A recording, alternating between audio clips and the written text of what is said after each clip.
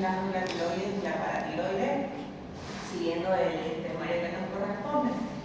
Vamos a hablar lo que es un poco acerca de la anatomía de ambas y las principales patologías que ustedes deben conocer.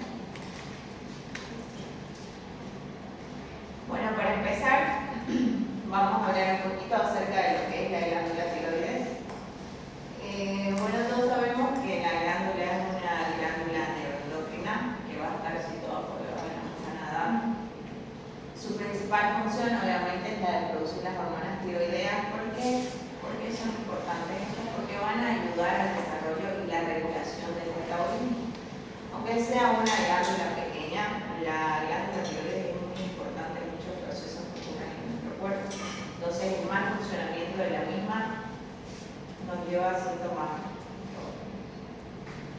Para hablar un poquito de la anatomía de la glándula tiroides, bueno, la glándula tiroides tiene una forma particular. Los óvulos la tienen una forma mariposa, es vascular, tiene una coloración rojiza, roja marronada. Es una glándula endocrina que, como habíamos dicho, se va a ubicar en la región cervical anterior. En circunstancias normales, esta se va a encontrar desde la vértebra cervical 5, algunos libros lo dicen hasta la cervical 7 y otros lo toman como hasta la torácica, la primera torácica. Esta glándula tiroides está contenida por una cápsula fibrosa, generalmente pesa entre 15 a 25 gramos y bueno, va a estar formada por un istmo central que va a conectar, que es el que vemos en medio, que va a conectar tanto el lóbulo derecho como el lóbulo izquierdo. Su estructura irregular se encuentra generalmente encapsulada en la región pretraqueal, como hemos dicho en la región cervical anterior, y esta va a estar conformada por una fase cervical profunda. Su cápsula la forma toda esta glándula. Como les había dicho, va a estar formada por dos lóbulos. Estos lóbulos tienen la particularidad que tienen forma cónica. Sus vértices van a estar dirigidos hacia supralateral y sus bases dirigidas hacia inferior y hacia medial. En su punto más ancho, cada lóbulo va a medir 3 centímetros y en su longitud miden 5 centímetros cada lóbulo. En algunos pacientes, no en todos, en un 40% como los vemos, va a existir un tercer lóbulo, que es el lóbulo piramidal, que ven allá por encima del istmo, entre los dos lóbulos, que es el lóbulo piramidal, que no todos los pacientes lo tienen, solo un 40%. Este lóbulo tiene igualmente una forma cónica y se va a extender desde el istmo por debajo hasta el hueso ibérico. Esas son sus dimensiones. Un poquito para ver cuáles son las relaciones de esta glándula tiroides. Esta obviamente se va a dar varias relaciones anatómicas. En su cara externa, como lo ven en el dibujo de allá, lo que es la glándula tiroides es lo que vemos en forma de C de color lila. En su cara externa va a estar en contacto con los músculos infrayoideos. ¿Cuáles son estos? El músculo externo-tiroideo, el externo-ioideo y el homoioideo. En su parte anterior. En su cara interna, que es la C más pequeña, por así decirlo, ahí la ven en estructuras lo que es el azul y la roja. Esta va a estar en contacto, o sea, el esófago, la tráquea y sobre todo en el nervio laríngeo recurrente. Este nervio es muy importante y es lo que tenemos nosotros que tener más cuidado al hacer algún tipo de resección quirúrgica de la tiroides, porque si se llega a afectar este nervio, es decir, si nosotros llegamos a lesionar en el momento de la cirugía, los pacientes quedan trifónicos o sin parásitos. En su cara posterior, lo que vemos, lo que une ambos Q, ahí va a estar en contacto con los músculos prevertebrales, con el paquete neurovascular del cuello, que son la arteria carótida primitiva, la yugular interna y el nervio vago, y sobre todo las glándulas paratiroides. En su cara posterior, la tiroides se encuentra en contacto con las paratiroides. Un poquito hablando de lo que es la irrigación de esta glándula. Ella va a estar irrigada en su mayoría por dos arterias, lo que es la arteria tiroidea superior y la arteria tiroidea inferior. La arteria tiroidea superior va a ser la primera ramificación de la arteria carótida externa y esta va a irrigar, como su nombre lo dice, a la parte superior de la glándula tiroidea. Y por su parte, la arteria tiroidea inferior, que es la rama principal del tronco tirocervical, que está a su vez en la rama de la arteria subclavia, va a irrigar lo que es la parte del polo inferior de la glándula tiroides. También algunos libros lo hablan que tenemos una tercera arteria que va a irrigar a esta glándula, pero no es una arteria que va a estar presente en todo, es una arteria inconstante. Entonces a esta arteria la llamamos la arteria tiroidea media, también en algunos libros la pueden encontrar como arteria tiroidea IMA, o en algunas otras literaturas lo encuentran como la arteria de Neubauer, que son las mismas. Y esta, bueno, va a estar irrigando lo que es la parte media. Y esta va a provenir, esta arteria inconstante, en algunos casos del callado aórtico o del tronco brachiocefálico. ¿Quién se va a encargar de darnos el drenaje venoso de esta glándula tiroides? Esta sí va a estar encargada de tres arterias, de tres venas que sí las tenemos en todo, que es la vena tiroidea superior, que esta va a surgir del polo superior de la glándula y va a drenar en la vena yugular interna. También tenemos a lo que es la vena tiroidea media, que esta surge desde el lado lateral de la glándula y va a drenar en lo que es la vena yugular interna, y la vena tiroidea inferior, que en el lado izquierdo va a drenar en la vena brachiocefálica izquierda, mientras que el lado derecho puede drenar tanto en lo que es la vena cava superior o lo que es la vena brachiocefálica derecha. ¿Quiénes van a estar encargados de la inervación de la glándula tiroides?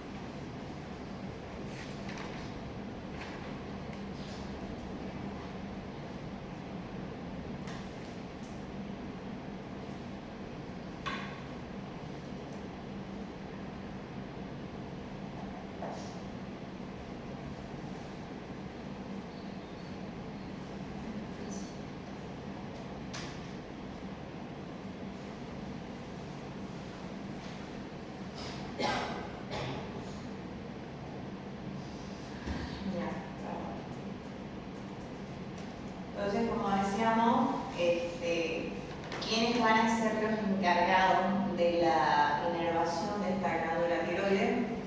La glándula tiroides va a recibir inervación del sistema nervioso autónomo a través tanto de lo que son sus fibras simpáticas como las parasimpáticas.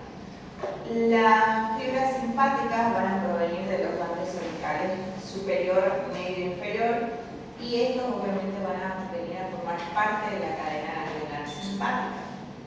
Y las fibras parasimpáticas van a estar encargados o van a provenir de lo que son el nervio laringe recurrente, como habíamos dicho hace rato, y el nervio laringe superior, que estas son ramas del nervio vago. Entonces, como decíamos inicialmente, la glándula tiroides es una glándula, aunque pequeña, es muy importante y va a tener funciones muy específicas e importantes en todo nuestro cuerpo. Las hormonas tiroideas son las que regulan el metabolismo basal. Entonces, estas afectan el crecimiento y también afectan al funcionamiento de todo el cuerpo. El yodo es muy importante para lo que son las hormonas T3 y T4. Esta tiroides también va a sintetizar la hormona calcitonina, que es importante para la homeostasis del calcio. Su principal función, obviamente, es la de producir y liberar las hormonas tiroideas. ¿Cuáles son estas hormonas? Son las T3 y la T4, la T4-tiroxina y la T3 o tironina.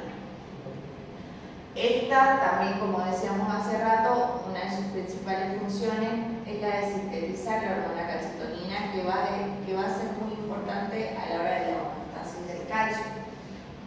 Las hormonas tiroideas son muy importantes porque afectan en el crecimiento y tienen efectos sobre casi todos los tejidos del cuerpo. Una de sus funciones también es aumentar la termogénesis y el consumo de oxígeno en el cuerpo y son necesarios para la síntesis de muchas proteínas en el cuerpo. La T4 se va a convertir en T3 a nivel del tejido periférico. La T4 va a constituir lo que es el 97% de las hormonas activas y la T3 solo va a ser el 3% de estas hormonas metabólicamente activas. La hormona estimulante de la tiroides, o también conocida como la TSH, va a actuar sobre los procesos que controlan la síntesis y la liberación de estas hormonas. Y también esta TSH se va a encargar de aumentar la celularidad y aumentar la vascularidad de la glándula. Esta tiroides va a estar controlada tanto por lo que es el hipotálamo y la glándula pituitaria. Ahora vamos a ver lo que son un poquito las glándulas paratiroides. Son glándulas bastante pequeñitas, pero sí ocupan una función importante. Generalmente en el cuerpo tenemos dos pares, es decir, 4, y en algunos casos 3 pares o 6 glándulas paratiroides. Estas glándulas paratiroides generalmente, como les decía, son 4 estructuras glandulares que van a estar adheridas, como lo veíamos hace rato, a lo que es la pared posterior de la glándula tiroides. La función de la paratiroides obviamente va a ser la de producir la hormona paratiroidea, o también llamada paratormona, o como algunos la conocen como la PTH, que va a hacer esta hormona paratiroidea, va a controlar los niveles de calcio y fósforo en la sangre. Cuando los niveles de calcio sérico caen de manera significativa en el cuerpo, esta hormona paratiroidea va a actuar sobre quién, sobre el esqueleto, sobre los riñones, sobre el intestino, para tratar de restablecer estos iones de calcio para llevarlos a un nivel homeostático. Eso se encarga en estas glándulas y esa es la función de este tipo de hormonas paratiroideas. Un poquito de la anatomía de estas 4 glándulas. Su irrigación, la irrigación de estas va a estar a cargo de lo que es la arteria tiroidea inferior, que eso se va a encargar de irrigar estas mismas. Esta arteria va a ser la rama principal del tronco tirocervical, que se deriva a su vez de la arteria subclavia, quienes van a estar a cargo del drenaje venoso, va a estar a cargo el plexo venoso tiroideo y los ramos tiroideos de los ganglios simpáticos cervicales. Y como, así como la glándula tiroides, estas glándulas paratiroides van a estar a cargo, bueno, su inervación va a estar a cargo del sistema nervioso autónomo, igualmente a través de sus fibras simpáticas y parasimpáticas. El sistema simpático a través del plexo cervical superior y medio, que bueno, le gusta hacer a la glándula tiroides, y su sistema parasimpático va a estar encargado igualmente del nervio vago a través de lo que es el nervio laríngeo superior y a través de lo que es el nervio laríngeo recurrente, igual que la glándula superior. Entonces, conociendo un poquito de lo que es la anatomía de la glándula tiroides, ahora sí vamos a pasar a ver lo que son las principales patologías o las patologías más importantes de lo que es la glándula tiroides. Estas patologías se van a dividir en dos, las patologías benignas y patologías malignas. Dentro de la clasificación de las patologías benignas se van a subclasificar la primera, que es el adenoma folicular. También tenemos quistes tiroideos, que son características benignas. Esto a su vez se van a dividir en lo que es un quiste simple o quiste mixto. Dentro de las enfermedades benignas también tenemos a la tiroiditis, la más común, como es la enfermedad de Hashimoto. También le siguen lo que es la tiroiditis de Riedel y por último, y menos frecuente, la tiroiditis de Kerber. Otra de estas patologías benignas de tiroides es la enfermedad de Graves-Passendahl y la enfermedad de Plummer.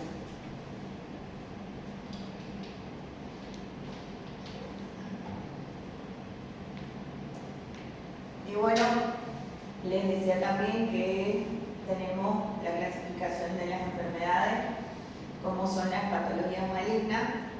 Dentro de ellas tenemos el carcinoma diferencial, que a su vez va a ser carcinoma diferencial ya sea papilar, folicular o de células de Hölgren. También tenemos el carcinoma medular, que ya puede ser esporádico o puede ser de características hereditarias. Tenemos el carcinoma anaplásico, ya sea de células grandes o de células pequeñas. Y por último tenemos el linfoma, ¿no? El linfoma de tiroides, ya sea el linfoma de Hodgkin o el linfoma de no-Hodgkin.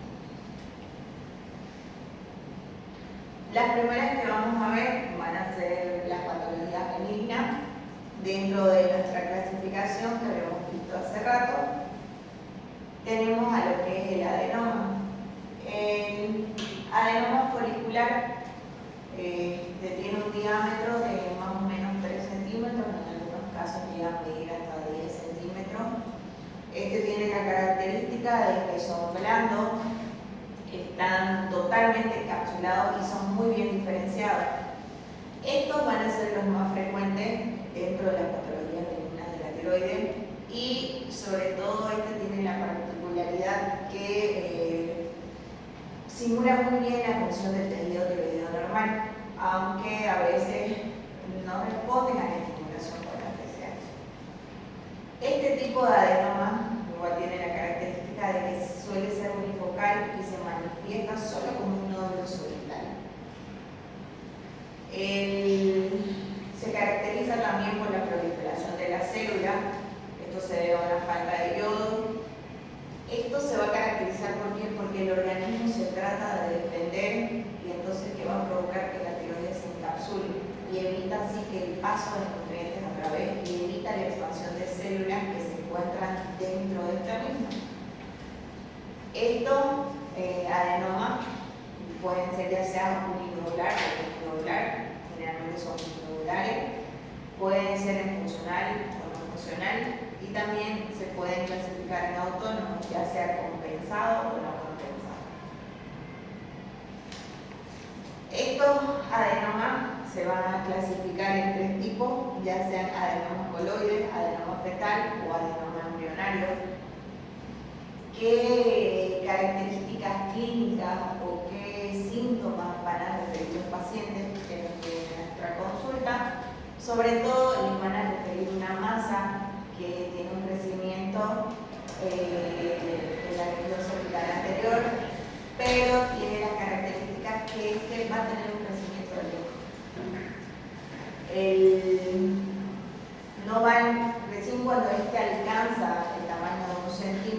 recién van a ser palpables a las manos del médico que está revisando. Habíamos dicho hace rato que pueden llegar a medir, generalmente miden 3 centímetros, pero hay algunos casos que llegan a medir hasta 10 centímetros. Generalmente el paciente no va a referir ninguna otra sintomatología más que la característica a la vista, es decir, más que la parte estética. ¿Por qué? Porque no va a sentir dolor, no va a ser doloroso la lipopresión, no va a haber cambios en la coloración de la piel, ni nada. Esto, en raras ocasiones, este tipo de adenomas van a sintetizar lo que son las hormonas tiroideas, tanto la T3 como la T4. Y en muy pocos casos, en raros casos, este tipo de adenomas llegan a causar un hipotiroidismo leve. El diagnóstico, ¿cómo vamos a diagnosticar este tipo de patología? Primeramente vamos a solicitar lo que es una ecografía, estudio de imagen, para que así vamos a ver ambos lóbulos de la tiroides y en cuál se encuentra este tipo de patología. Otro estudio que podemos pedir son los estudios gamagráficos con isótopos y sobre todo, y el más importante, lo que es el ABC, el aspirado, la biopsia y la citología. Porque aunque esto tiene características diferenciales en lo que es un carcinoma o así, debemos estar muy seguros que este tipo no es una patología. Entonces, a todas las patologías que tengamos de lo que comprometa la función de la tiroides, tenemos que hacer este tipo de estudios. ¿Qué tratamiento vamos a dar en este tipo de pacientes? Obviamente, una vez que confirmemos que es un adenoma benigno, vamos a someter al paciente a un tratamiento supresor de las hormonas tiroideas. Estas dosis deben ser bastante altas como para suprimir la TSH, pero no tanto como para producirle al paciente un hipertiroidismo. En caso de que este tipo de patología, este adenoma, siga creciendo y ya el paciente sí refiere a algunos síntomas, vamos a hacer la extirpación quirúrgica. En este caso es suficiente con una lobectomía o una tiroidectomía parcial. Casi nunca llegan a los pacientes a tener una tiroidectomía total. Otra de las patologías benignas, como habíamos hablado hace rato en la clasificación, son los quistes, ¿no? Los quistes tiroideos. Estos quistes tiroideos tienen la particularidad de que son pequeños, igualmente que el adenoma, son asintomáticos, y estos pueden ser simples y complejos. Su característica de estos quistes es que las paredes de estos son bien finitas y generalmente son de contenido líquido y no llegan a tener el conjunto interior, no tienen a tener ninguna estructura dentro de estas cápsulas finitas. Los quistes con la estructura compleja ya corresponden a quistes coloideos que generalmente han sufrido anteriormente necrosis o hemorragias dentro de ellos. Su diagnóstico lo vamos a realizar mediante exámenes imagenológicos. Igualmente vamos a solicitar una ecografía para ver ambos lóbulos de la tiroides y también vamos a hacer el diagnóstico por una punción de aguja fina. Generalmente cuando nosotros hacemos esa punción de aguja fina, obviamente vamos a ver una salida de un material líquido, como habíamos dicho que es la particularidad de este tipo de quiste, y con hacer este tipo de diagnóstico más o menos estamos haciendo el tratamiento. ¿Por qué? Porque vamos a drenar completamente el contenido del quiste. Entonces, con hacer este drenaje solo una vez es suficiente para hacer el tratamiento de estos quistes. Ahora, si este tipo de drenaje que hacemos a estos quistes se llega a complicar, y ya sea por sangrado o algún tipo de hematoma, y ya el paciente refiere síntomas de dolor o de compresión, obviamente podemos hacer otro drenaje por punción, o en este caso ya tendríamos que ir en casos un poco más graves, la resección quirúrgica, ya sea de todo el lóbulo que ha sido afectado. ¿Cuánto gramos de esos quistes? Son bastante pequeños, hasta 3 centímetros, 5 centímetros, generalmente son bastante pequeños. Otra de las patologías habíamos dicho que son las tiroiditis. La primera y la más común es la enfermedad de Hashimoto. Esta puede llegar a afectar en su totalidad un 2% de la población, no es tan rara. Generalmente este tipo de enfermedades se dan en el sexo femenino en una edad promedio de más o menos de 40 a 50 años. En muy raras ocasiones, algunos estudios han descrito este tipo de enfermedades en pacientes pediátricos, pacientes de 4 años. Y en caso de que se presente en edad pediátrica, este tipo de enfermedad va a ser la encargada del 40% de los bocios en la edad de la adolescencia. ¿Cuál es la etiopatogenia de esta enfermedad? El infiltrado linfocitario de la glándula, la presencia de anticuerpos antitiroideos circulantes y la asociación con otras enfermedades autoinmunes van a sugerir que esto es causada y se debe a una patogenia inmunológica. ¿Qué es lo que pasa? Una vez activados los linfocitos TCD4, estimularían a los linfocitos B, lo que reclutarían en el interior de la glándula para segregar a un tipo de anticuerpos tiroideos. Dentro de su fisiopatología, ¿qué es lo que va a pasar? Al comienzo se evidencia un leve aumento de la captación del yodo. Obviamente esto se va a atribuir a una hiperactividad que va a sufrir la glándula debido al aumento de la hormona TSH. En respuesta a esta disminución de las hormonas tiroideas, esto va a compensar el efecto de la biosíntesis hormonal y hasta puede aparecer un cuadro transitorio en este tipo de patologías, un cuadro transitorio de hipertiroidismo. Con el tiempo esta compensación va a ser suficiente y de un hipertiroidismo vamos a pasar a un hipotiroidismo en este tipo de pacientes. Entonces, si hablamos de un hipotiroidismo, ¿qué síntomas vamos a tener en este tipo de pacientes? Primeramente vamos a ver un agotamiento de la tiroides. Los pacientes sí van a referir dificultad para la deglución, muchos van a referir una intolerancia al frío, van a reportar fatiga, estreñimiento, resequedad de la piel, vamos a ver una pérdida del cabello, en el caso de las mujeres, vamos a ver una alteración en la menstruación, en este caso puede llegar a haber una menorrea. ¿Cómo vamos a hacer el diagnóstico de esta enfermedad de Hashimoto? Primeramente lo vamos a hacer mediante la clínica, según los síntomas que habíamos visto anteriormente, aunque en un menor porcentaje de los pacientes estos llegan a ser asintomáticos. Entonces, sí es muy importante que nosotros solicitemos exámenes laboratoriales. ¿Qué vamos a ver en estos mismos? Vamos a ver un alto nivel de lo que es la TSH, lo que es la T3 y la T4 pueden estar dentro de valores normales o pueden estar bajos. También se van a encontrar elevados los niveles de anticuerpos antitiroideos. ¿Qué otra cosa también podemos solicitar? Estudios de imagen. Obviamente, como en todas las patologías de tiroides, vamos a solicitar una ecografía tiroidea. Y esta ecografía en este tipo de patologías nos va a reportar un bocio heterogéneo, que es un bocio, el aumento de la glándula tiroides. ¿Con quién es importante hacer un diagnóstico diferencial? Hay que hacerlo con el bocio difuso tóxico y sobre todo con el carcinoma de tiroides.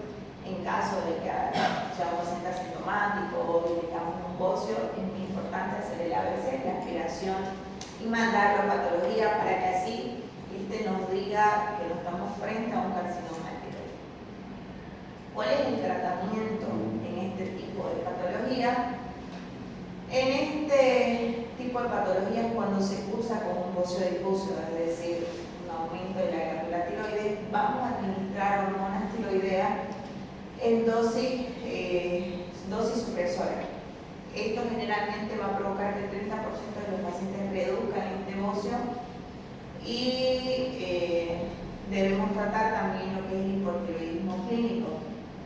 ¿Cómo vamos a tratar este hipotiroidismo clínico? Con dosis de TSH que lleguen a normalizar este tipo de hormonas. Cuando aparecen formaciones nodulares en lo que es la glándula tiroides, ya este tratamiento va a ser quirúrgico. ¿Y qué tipo de tratamiento quirúrgico? Vamos a hacer igual una tiroidectomía parcial o en algunos casos se puede llegar a una tiroidectomía total. ya que estos pacientes no van a responder de manera adecuada al tratamiento hormonal y si nosotros tenemos una sospecha de malignidad, hacemos tratamiento quirúrgico. ¿Cuál es la otra patología dentro de la tiroiditis que hablábamos hace rato? Es la tiroiditis de Kerbein. Esta tiroiditis de Kerbein, o también llamada la patología de las células gigantes, se caracteriza por un crecimiento de la glándula tiroides de manera aguda y una evolución repentina, es decir, no tenemos un crecimiento lento o paulatino como hemos visto en la anterior patología. Nunca van a llegar a la supuración, pero sí son patologías que son muy parecidas a patologías infecciosas del cuello. Podemos llegar a cumplir, pero como les digo, usted nunca va a llegar a la supuración, que es lo que la diferencia de las formas infecciosas. Esto va a representar un 6% de todos los enfermos tiroideos. Como les decía, va a ocupar un segundo lugar dentro de la tiroiditis después de la enfermedad de Hashimoto, que es un poco más común. Al igual que la mayoría o casi todas de las patologías de la tiroides, es predominante en el sexo femenino. En este caso, la tiroiditis de Kerbein se va a dar más que todo en las mujeres dentro de los 40 a 50 años de edad y es muy rara que se dé en edad pediátrica. Dentro de la etiología, aunque no está nada definido, pero sugiere un origen viral que se da posterior a infecciones del árbol respiratorio superior. En algunos casos van a ser posterior a una parotiditis o una influenza a través del virus Coxsackie, o también lo puede dar posterior a un adenovirus. ¿Qué clínica va a tener esta tiroiditis de Kerbein? La principal clínica es el dolor intenso que va a referir el paciente. Un dolor tiroideo intenso, es decir, un dolor en la región cervical media anterior. Al comienzo, este cuadro, este dolor, se va a acompañar a síntomas muy parecidos a un cuadro gripal. Es decir, puede haber presencia de astenia, sudoración, inapetencia y sobre todo el dolor intenso en el cuello. A veces el comienzo sí es súbito, como les decía, el dolor es de manera súbita en la región del cuello, y este va a ser el primer síntoma y va a ser el síntoma que domine el cuadro.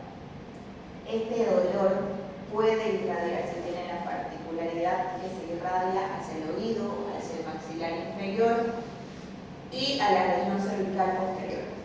La palpación va a ser difícil de realizarla en este tipo de pacientes, obviamente por el dolor.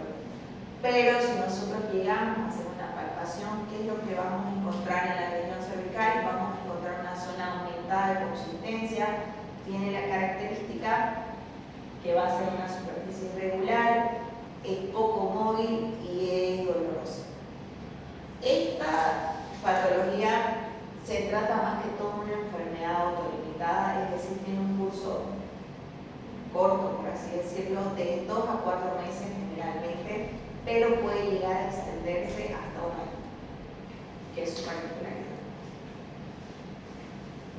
¿Cómo vamos a hacer el diagnóstico de esta tiroiditis? Primeramente, vamos a realizar, constatando el cuadro clínico anterior que habíamos dicho, el dolor cervical en la región tiroidea es muy común, pero es el principal síntoma de este tipo de patología, que vamos a asociarla a una electrosedimentación muy elevada y la captación del radio de yodo es muy baja o nula en este tipo de pacientes. ¿Cómo vamos a hacer el tratamiento de este tipo de patología? El tratamiento va a ser netamente sintomático. Podemos recetar este tipo de pacientes, ya sea el ácido acetilsalicílico de 3 a 4 gramos diarios. Esto para que generalmente esto se lo da para el dolor, porque no se ha visto efecto en el tema de la inflamación. También podemos utilizar glucocorticoides. Esto se ha visto buena efectividad al uso de los mismos. Dentro de las 24 horas ya llegamos a reducir el dolor en los pacientes, y obviamente hay que reducir progresivamente, pero de manera manera muy rápida la dosis hasta la dosis que el paciente tolere y no sienta dolor. En caso que los pacientes vuelvan a sentir dolor o el dolor aumente, vamos a tener que obviamente aumentar la dosificación. Dentro de la tiroiditis, y la última que nos falta es la tiroiditis de Riedel. La tiroiditis de Riedel es la más rara dentro de la tiroiditis.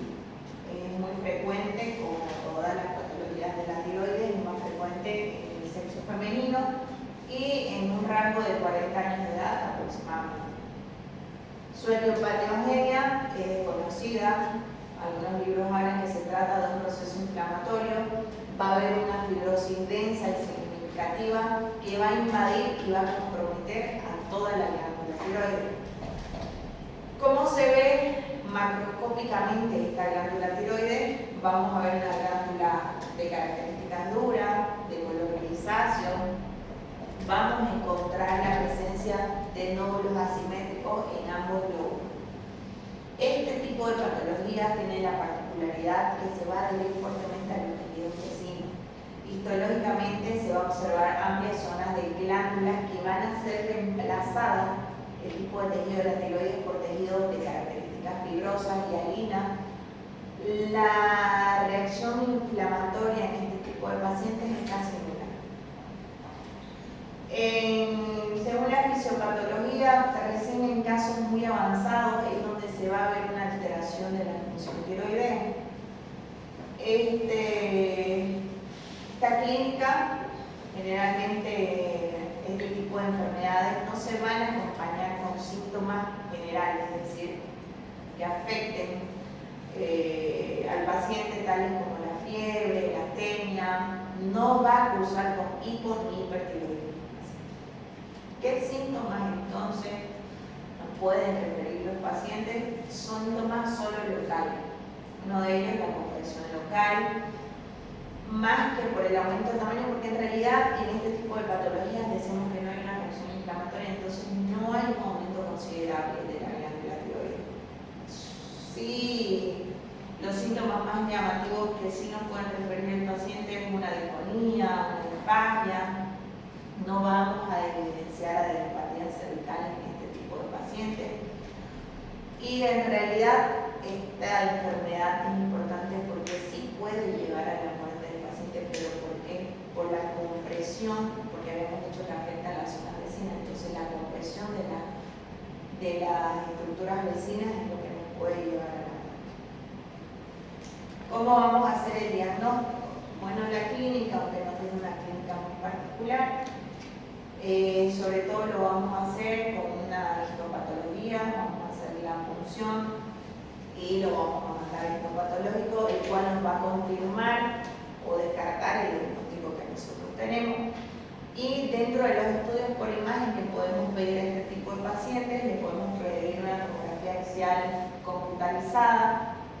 ¿Y qué es lo que nos va a mostrar? Nos va a mostrar una glándula tiroides hipodensa o normal. Y también vamos a poder ver si está afectando a las estructuras vecinas, que es muy importante. El tratamiento va a ir dirigido sobre todo a aliviar la compresión traqueal que va a hacer este tipo de patología. ¿Qué es lo que debemos hacer? Hay que hacer un tratamiento quirúrgico, ya que va dirigido a extirpar la mayor cantidad de tejido tiroideo afectado, obviamente sin llegar a afectar las estructuras adyacentes que ya dijimos que van a estar afectadas.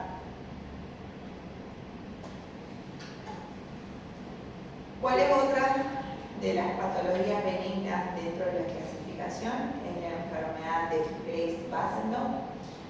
Este tipo de enfermedad se trata de una tiroiditis autoinmune que tiene igualmente una etiología desconocida, que se va a caracterizar por la estimulación de la glándula tiroides. Es una de las tirotoxicosis más comunes. ¿Por qué se va a caracterizar esta enfermedad? Por una hiperplasia de esta glándula tiroides que va a resultar en un bocio, que habíamos dicho que es el aumento del tamaño de la glándula tiroides, y una hiperfunción de la glándula que se va a traducir obviamente en un hipertiroidismo del paciente. ¿Cuál es su epidemiología? Como decíamos, es la principal causa de toda la psicosis, dentro del 60 al 80%. Va a aparecer en un rango más o menos de 20 a 50 años, es muy raro ver un paciente pediátrico y obviamente, como todas, va a afectar mayormente al sexo femenino en una relación 8:1 con el sexo masculino. ¿Cuál es su patogenia? Este va a estar causado por la TCI, que es la inmunoglobulina estimuladora de la tiroides, que se va a dirigir en contra del TSHR, que es el receptor para la hormona estimuladora de la tiroides. Entonces, la etiología, bueno, en algunos libros dice que la etiología se debe al acoplamiento de un anticuerpo sobre el receptor TSH, teniendo como consecuencia directa la estimulación de las células tiroideas, y obviamente esta va a responder con una función análoga, es decir, va a ser lo contrario de lo que es la TSH. Si habíamos hablado hace rato que estos pacientes van a cursar con un hipertiroidismo, entonces en la clínica vamos a ver la triada característica de un hipertiroidismo. ¿Cuál es esta triada? Lo que es la presencia del bocio, que es un aumento del 2 a 3 veces el tamaño normal de la glándula tiroides. La triada está caracterizada por la presencia de exoftálmica y la presencia de algunas dermatopatías, como es el mixedema. ¿Qué otra clínica nos puede referir el paciente? Puede referir pérdida de peso, trastornos del ritmo cardíaco, algunos temblores. También al examen físico vamos a ver la aparición de un soplo frente a la glándula tiroides. ¿Por qué? Porque va a haber un aumento de la vascularización de la misma. Estos anticuerpos que estimulan la tiroides también van a afectar los ojos y sí podemos tener síntomas oculares, aparte de eso también es un síntoma ocular. Y también tenemos algunos síntomas que son menos frecuentes, pero sí pueden parecer a algunos pacientes, como la urticaria, la alopecia difusa, la oligomenorrea en el caso de las mujeres, o también algunas de ellas pueden tener casos de amenorrea. ¿Cuál va a ser el tratamiento entonces de este tipo de patología? Esta enfermedad va a ser tratada con fármacos que van a ayudar a reducir la producción de la hormona tiroidea. También uno de los tratamientos es el uso del yodo radioactivo, y en caso ya que el bocio obviamente llega a provocar síntomas de compresión en el paciente, recién vamos a indicar su tratamiento quirúrgico, en este caso una tiroidectomía total.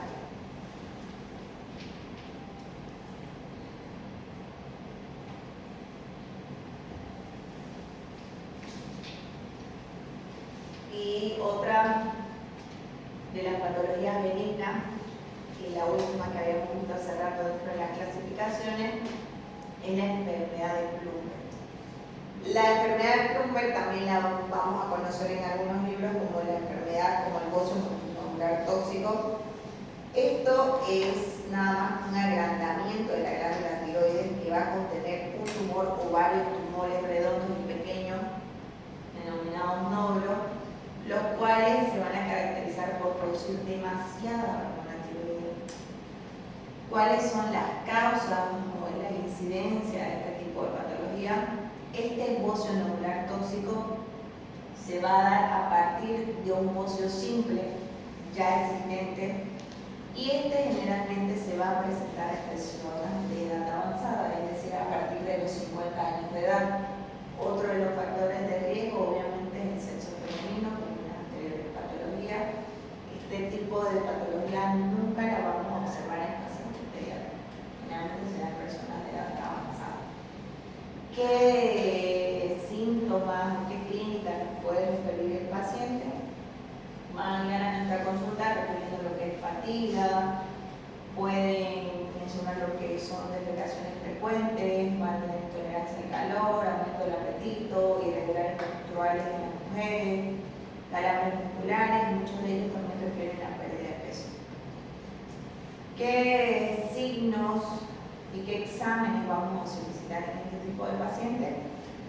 El principal, obviamente, el examen físico, que es lo que vamos a ver. Vamos a palpar en la región cervical anterior muchos nódulos a nivel de la glándula tiroides. Esa es su característica clínica. El tema de los exámenes laboratoriales, obviamente vamos a ver que las hormonas tiroideas, tanto la T3 como la T4 en suelo, son bastante elevados. La hormona estimulante de la tiroides, al revés, esta sí va a estar baja. También podemos solicitar a este tipo de pacientes la gamografía de la tiroides, que va a mostrar estos nódulos que se caracterizan por captar grandes cantidades de yodo radioactivo. ¿Cuál va a ser el tratamiento? Bueno, nosotros vamos a indicar en este tipo de pacientes los fármacos antitiroideos.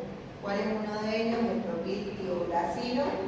También el tratamiento lo podemos hacer mediante el yodo radioactivo y en algunos casos, obviamente como en anteriores, cuando los pacientes tengan bastantes síntomas de compresión, vamos a indicar lo que es la cirugía. Igualmente, una tiroidectomía total. Ahora sí.